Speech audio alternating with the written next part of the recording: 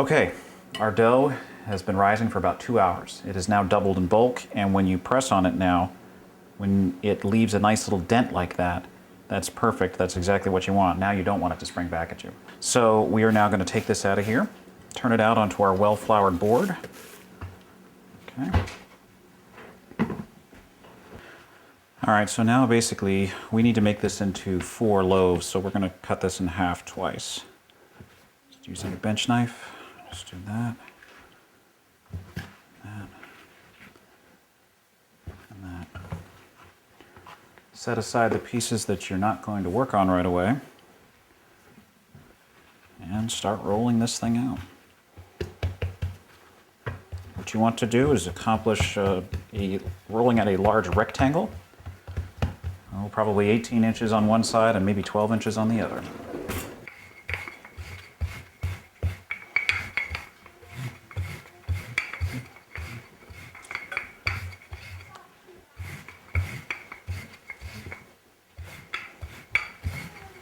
If at any time this stuff becomes really hard to roll out, give it a rest. Just give it 3 or 4 minutes, come back to it, and start again.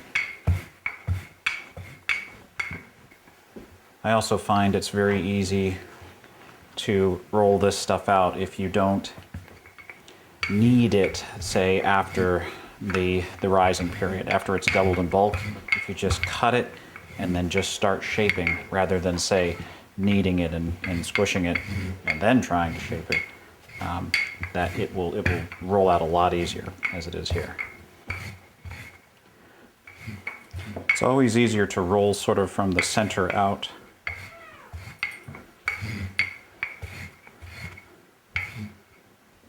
And that's pretty good. The next step is to take your filling and spread it evenly on the surface there. We're going to do the nut filling first.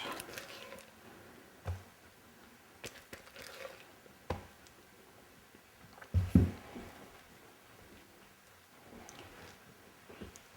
little tricky, but just do your best. Just want to get this spread out as evenly as possible.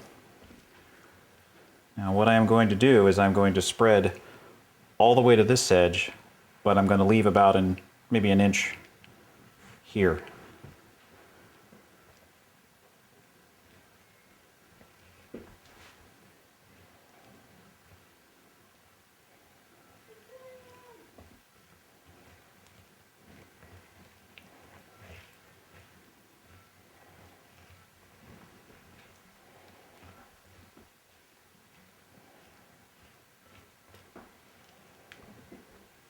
All right, that's pretty good.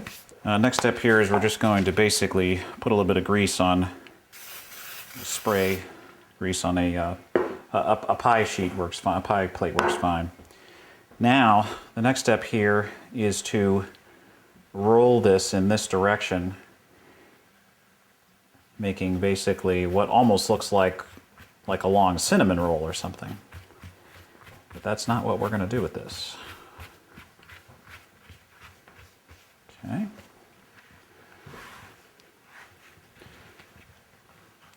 Now I'm just going to take a little bit of water and I'm just going to wet this surface so that it sticks.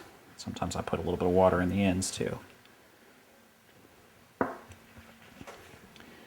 Pull that end up over to the sort of the top like this, or the side, and then just pinch gently. You don't want to rip this.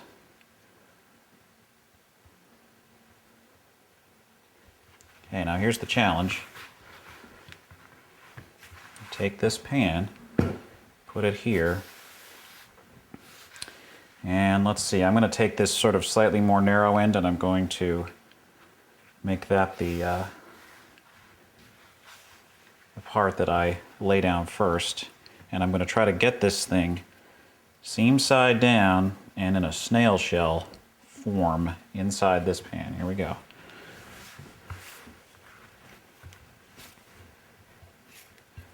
Tucking that underneath on the inside, adding a little bit of water here.